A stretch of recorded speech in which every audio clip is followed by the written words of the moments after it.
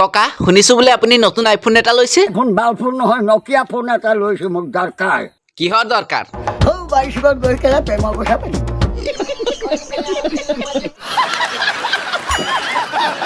ককা আজি মই আপোনাক ফোন কৰিছো এনেই কৰা নাই আজি মই আপোনাক বিশেষ দৰকাৰ এটাতহে ফোন কৰিছো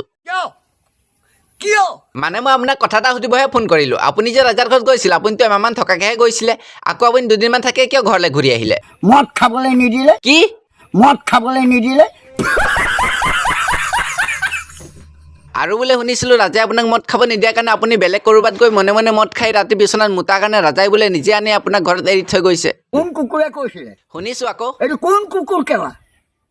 এইটো কুকুৰটো ক'ত আছে বিলাতী কুকুৰটো তাক লৈ আহিবাচোন মোক গ'লে